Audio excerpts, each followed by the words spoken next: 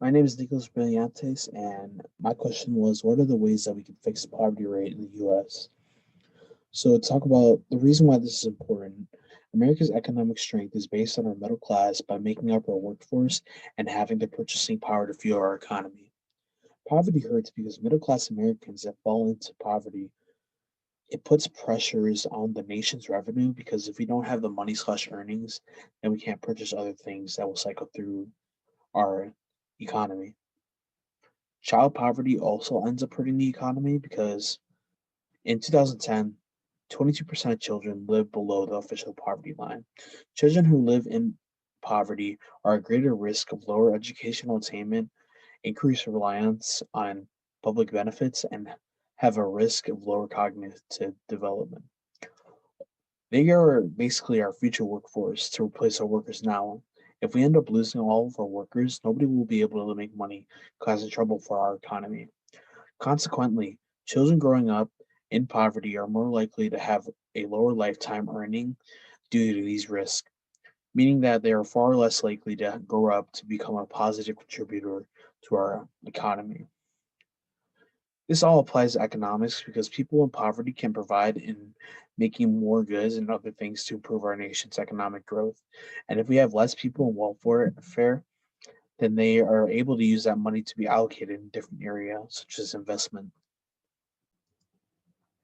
Now I want to talk about our solutions to our problem, and the reason for the quotation marks is because we can't truly be at zero for our poverty rate. We can only reduce the rate by so much due to even more problems that we have in the US. But two ways to reduce the poverty are by fixing our workplace and fixing our justice system. So, for fixing our workforce, we would need to create more opportunities, have a higher minimum wage, and understand our workers. Create more opportunities, meaning giving out more jobs to the people unemployed and giving an opportunity to make more money for the people unemployed. If we raise the minimum wage, this would help a lot of people. In the late 1960s, a full time worker earning the minimum wage could lift a family of three out of poverty. Had the minimum wage been indexed to inflation, it would have been 10.86 per hour today. And obviously that would help a lot of people now, considering what it is in Michigan now is 9.56, I think. And of course that's due to inflation. What it used to be back then was $7.25 per hour. But back in 2014, there was a plan to raise the minimum wage to $10.10 per hour, and for President Obama's election. And if they did raise that, that would have taken 4 million Americans out of poverty with that. But it ended up never happening because it was declined. Another solution to our problem is the justice system.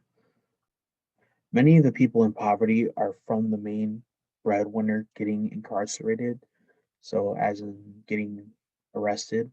And so for this, that family must find a way to make the ends meet without a necessary source of income.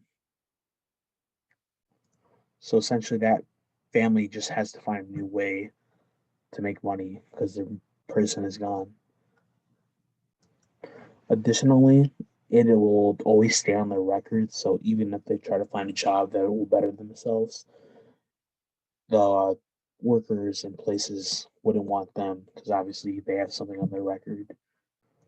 And this goes into background checks and things like that.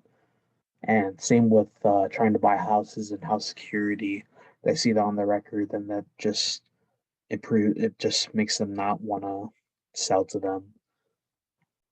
Then, as for helping those who cannot do much, that's talking about the families that have lost their breadwinners. There needs to be a way in order for to help that family stay in shape and not go down in the poverty line. As for the photo on the right side, it really spoke to me because it's not just America that is stuck in poverty. As you can see, more than 90% of deaths due to disasters occur in low and middle income countries. And that just shows like if you're at the bottom and middle, you're not getting much, but if you're at the top, and obviously you're getting the care that you need.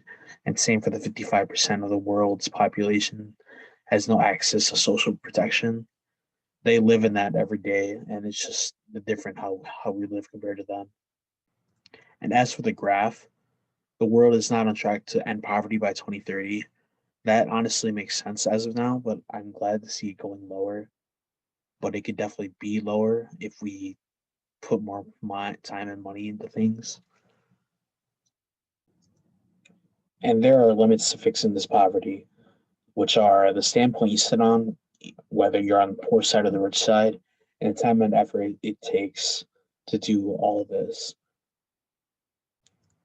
As for the standpoint you sit on, obviously for the poor, they want this to happen, and this needs to go through all the Congress and all that. And obviously, they want that to get out of the situation they are in. But for the rich, this would cause some kind of money statement for them, as in like taxes being raised for them, because the money has to come out of somewhere, and that would be obviously getting out of their pockets. As for the time and effort, this takes billions of dollars to do to get that many people out and to create those jobs and the effort it would take to make that happen. These limits can also show us the opportunity cost, whether it's worth the time and money to do this, but this means we would have to give something else up in order to make these plans of actions. And it also involves marginal benefits and costs because no one is willing to do this if there's no benefit. The benefit here, though, would be to get more people out of welfare to use that money for something else. The reason for my answers slash solutions to be incorrect would be for the rich side saying you wouldn't want to do that because it takes money out of their pocket and it takes time and effort out of their pocket for them in order to do that. And these are my resources. Thank you.